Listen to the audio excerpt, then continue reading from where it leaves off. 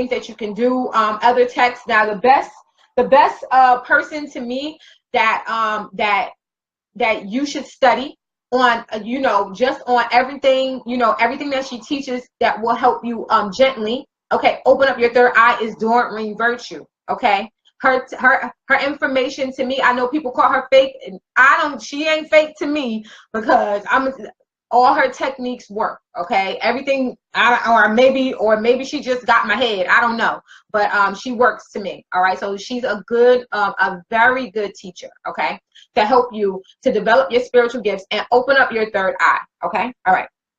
So basically what you want to start doing is you want to start making sure that you pay attention to how you interpret information, how you receive information. Like Irene said that she can smell with her nose. Okay, all right, so we're going to go over that. All right, we're going to go over why you can smell with your nose, because basically that's your gift. Okay, all right. And so it's a great idea to take notes if you can right now. All right, and all the time be writing down the thoughts that come inside your head, the feelings that you feel, all of your emotions, especially when you're around certain people. Okay, when certain people show up in your experience, you want to pay attention to the things that are going on in your mind, because some people raise our energy and some people shut us down. All right, so, and I'm not saying to stop going around those people that might shut you down. I'm just saying to just notice what happens to you, so that maybe you can change your thought pattern, so that then they can't shut you down anymore. And I'm going to give you one phrase that you can use that will keep people from shutting you down. And you know what? They might not even come around you anymore after you say this, so you should pay attention if you say this and you really mean it. I only deal in fair exchanges of energy. If you start programming yourself to say that, notice who stops coming around you, and notice who comes around you more now, and then notice the people that stayed. Notice how now they respond to you. Notice how they treat you now. Okay, after that. All right, because the second I started saying that, I noticed that certain people were not at my desk anymore. I lost a lot of friends, okay, who really was my friends. And then, certain family members also backed up, okay, because everybody does not deal in fair exchanges, all right. And then also, especially notice those people that raise your energy. Like one of my good friends, Lizette, when I'm around her, it's almost like the magic is on. I love being around her. I really love being around her, because not that when she's not around, I don't feel magical. It's just that when she's around, it's like she adds to it. You know what I mean? Because she's a believer too. And you know what they say, with two or more joined together. When you're around like-minded people, it just makes things so much better, So it's important to journal, right? All right, so that's number one. Make sure that you're writing, okay? All right. So let's go over some of the ways that you might experience communicating with your angels. All right. So now the first one, let's see if I got any messages, because I know I'm so not good with this, guys. I'm sorry. I am not good with reading the messages, but I want to get better. Okay, I think I got, yes. Change your thought patterns. And then Irene said, why? Irene, tell me why. I thought it was Facebook. Okay, all right, yeah, all right. So, Irene, oh, you want to know why you, okay, I am. All right, so we're going to talk about that, all right? So, my little cheat sheet here, right? Okay, so I'm going to go in order. But see, I have that same gift. I process information the same way. Okay, so we're going to get to that, Irene. All right, so the first one is clairaudience. All right, and this means that you can hear. All right, this means that you hear. That means that you might hear voices, you hear sounds, and like, all right, like me, for instance, I can hear if somebody's vibration is low, and I can hear if somebody's vibration is high. I can hear when the energy is rising. I can hear when the energy drops, especially in my bedroom, because I'm on the phone, because this is not live with you guys. I can hear, I could really feel it. It's like a, this is like a bubble for me. So I could really interpret the messages of other people when I'm in this space. Okay, when I'm outside, I can still do it, but I discipline myself to be another way when I'm not home. Okay, when I'm home, I want to know what energies are coming in here. I want to know. Okay. But when I'm out there, it's kind of like, oh, that's your business. You know, I just want to, you know, I don't really do that anymore. Okay. All right. So I know when I'm in my vortex, I'm not in my vortex more easily when I'm in my bedroom than when I'm out. Okay. All right. So the second one is claircognizant. All right. And this is something that happened to me when I was younger, you know, because I also have this gift. Okay. And that's, you know, people always call me a know-it-all. You know, I just heard that from, you know, my ex, you know, the ex, you know, that actually broke my heart. You know, I was on the phone with him yesterday and he was like, oh, you always thought that you knew it all. You know, I still hear that from people, you know, and it's not my fault. You know, people that are, you know, that have the gift of claircognizance, okay, they unexplainably know things about people and about subjects that they learn. I can touch on the archangels and ascended masters, which I haven't even, it's brand new. I got it maybe like 5 months ago. I still haven't even opened it up and read it yet. But I can feel the energy from a book and tell if it's someone that does not believe in angels. They naturally pay close attention to their feelings and their bodies. I see you, Gracie. I also feel other people's feelings. Yes, yes, yes, yes, yes, Tony. That's how empaths are, and I'm an empath too, and I'm gonna tell you. I'm gonna get to that. And then Irene says so much energy going on there. I know, because you know what? It's more to it than that. I'm gonna tell you why I've never done a video like this, because I know that I'm getting ready to tell y'all the truth about some things, and if you think that the energies want you guys to know, they don't want y'all to know. Okay, so that's why I'm like, you know, I'm like, I've never done a video like this. Okay, okay, so claircognizance, you know, they just receive information. All right, they just, you know, they're just like natural channels. All right, and everyone is actually a channel. That's why I say everyone kind of has that gift of claircognizance. Okay, because it's a gut feeling that you get. It's just, you know, you just knowingly get information. I mean, some people have divine wisdom. You know, they just have it. All right. I tell it, okay. All right, so now here's number 3, all right, because there's like 5 different ways that our angels communicate with us, that heaven communicates with us. All right, so this is number 3, okay, and this is when a person can actually see angels, okay, or they can actually see messages from angels, okay, and they can also see others angels, and they can also get, you know, receive the messages from other angels, okay, and I also have that gift, okay. Most of the time, someone who is clairvoyant, okay, they'll see colors or they'll see pictures in their mind's eye, all right? And like, for instance, like some people are able to clearly see others' auras. Now, me, myself, I cannot see others' auras. I'm working on it, though, all right? I cannot see other people's auras, but what I can do is I can look at an object and I can see, like right now, if I really relax, like I can see the energy around my laptop. I can see the energy around my stereo. I can see energy around objects that give off electricity. So like electronic objects, I can see the energy around them, right? So I'm working on seeing the energy around people's auras. And probably one of the reasons why why that gift has not fully turned on for me is because I did ask not to be able to, I did not want to impede on others' spiritual privacy. Okay. And that is, and that's what some empaths, they need to be very, very careful. All right. Because that's why you don't have any friends, because you know all their business. You know what I mean? I mean, like, that's why you don't have any friends.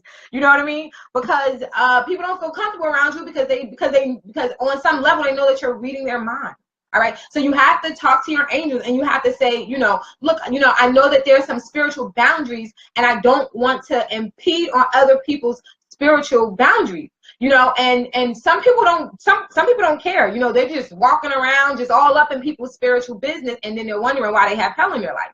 You know, that's why, you know, because you know, you get punished for being spiritually nosy, just like you get punished for being, you know, spiritually, nosy in the natural. You know, nobody likes a nosy body, you know. So I'm just gonna be honest with you guys. You learn how to turn it on and off. Okay, yeah, I'm learning as well. I'm learning as well, Gracie. It keeps freezing. Oh, I'm so sorry, guys, that it keeps freezing. I'm so sorry. Is it good now? Can you hear me now? I'm so sorry. Exactly. You don't want to carry their energy. And you know, Gracie, and that's important to know, because some people actually know how to pass off their bad energy to other people. So if you know how to turn it on and off, then that means, you know, you probably do know how to protect yourself pretty good. You know, some empaths do not know how to protect themselves, okay? And they are in people's business, you know, because they're curious, you know, and you have this gift, right? So you're like, oh, you know, well, you know, I have this gift and I know this stuff. You can hear me? Okay. Thank you so much, Latanya. All right. And but see, it's like, sometimes, you know, if you're an empath like me, you're a freaking sponge, man. So you're taking on their bullshit. All right. So you got to be very careful. All right. You have to be very careful, you know, being spiritually nosy. All right. Or spiritually invasive. Okay. Invading other people's privacy in a spiritual level. All right. You don't want to do that, you know, unless they give you permission, unless they ask you to, or unless sometimes someone, you know, might come into your experience and you might have a special mission for them, you know, or with them or whatever, you know, to help them or heal them or whatever. Now that's totally different. Okay, because then, you know, you won't be able to control it. You're gonna be able to see, hear everything so that you can help them. Okay, all right. So we just have to be careful with that. All right. So now, clairsentience. All right, now this is what Irene, this is a characteristic that Irene has. All right, and she basically deals with the sense of touch, all right, and smelling and feeling. All right, like for me, like when I'm giving someone a reading, sometimes I can feel if they're hot. Yesterday I was giving someone a reading, and I knew that they were crying profusely because I tasted salt in my mouth, like tears. Okay, so I could tell that they were crying, like really, really hard. Okay, and and that affects me, and that's because I'm close to this person. Okay, so what I also noticed is that the closer that I am to the person, the more easier that it is for me to read their energy. Okay, and when they ask, I can interpret it. I can interpret it even better. I can decipher it even better. I don't read my friends' minds. I do not read their energies. I don't do that unless they ask. Okay, I do not do that. So please don't be scared to be my friend. Okay, because I don't do that. Some people do that. I don't. All right. So and then also when my grandfather passed away a few years ago, I started noticing that no matter where I was, I could be at the bus stop, I could be laying in my bed, I can be on the toilet, and all of a sudden I smell Old Spice. And he's the only guy that I knew that wore that. And I remember that from that time on, I started buying the Old Spice body wash and using that, even though it was a man, because it reminded me so much of my grandfather. And he was so heavy around me, around this time when I was awakening spiritually. Okay, so I was using that Old Spice all the time, because I wanted to be, I wanted to feel like he was there all the time. And then, he was there all the time though. So that was him actually, wanting to, impress on my mind, because at that time when I was buying the soap, I didn't know. I had no idea. All right. I just knew that it reminded me of him. I didn't know why all of a sudden I liked Old Spice body wash, why I was using it. And my friend, he was like, why are you buying guy body wash? He's like, why are you wearing that now? I'm like, I don't know. I like it. It makes me smell cleaner, not realizing I was actually developing communicating with my grandfather was, helping me to understand how to communicate with him. Okay. If I really want to get into the mind, if I really want to communicate with him, I know I could whip out the Old Spice soap, and then I could, it'll help me. All right. And then also I use these cards, my heaven cards. 1 second. And I think that Carol pulled out these cards, Talking to Heaven. I only use these cards when I want to talk to my grandfather, or when I want to, or with a friend. I'll even use it with a friend if I know that the person or someone in my family, you have to be close to me. I don't use these cards like Talking to Heaven, because this is a divination tool that I use to talk to my grandfather, but I will use it for my friends or someone that's in my family that I'm very close with. if they have someone that passed and they want to, you know, and they want to communicate with them, then I'll use those cards. But most likely, I've only done that maybe like 2 or 3 times. Like, that's like how I talk to my grandfather when I want to speak to him. Okay. So now here's the last one, and it's empath. Okay. And basically, empaths, we read emotions, energy patterns, and others' thoughts. All right. And we pick up on their emotions. And sometimes we, empaths can be so sensitive that we pick up on others' emotions, and it's hard for us to decipher whose thoughts are there. You know what I mean? You know, it's like, all right, these are my thoughts, and this is his thoughts, and that's her thoughts. You know, sometimes it's hard for us to distinguish, you know, the emotions, because sometimes, you know, we get so overwhelmed, you know, especially in a crowd of people. All right. It's very hard for me to be around a crowd of people for long periods of time. I start to lose my breath because I do my best not to mix with the energies. Sometimes some energies I just don't mix well with, and I don't know why, you know, and I know that sometimes, you know, that hurts, you know, it bothers people that, you know, that I get like that, you know, because, you know, it makes people feel uncomfortable. It even awaken people feel uncomfortable around me, that, you know, because I get so uncomfortable with it. And I don't know why I'm like that, but I'm working on it, you know. I went to an event one time, and I was fine when I walked in. I was cool. But after an hour, and I noticed that I kept leaving the room. But after I sat there for an hour without leaving the room, it was like the end of the event. And I was like, it was like almost like it was like a thick cloud around me. And I just had to get out into the lobby. And once I got into the lobby, it was like, you know, so it's very hard sometimes for empaths to be around lots of people for long periods of time. Okay.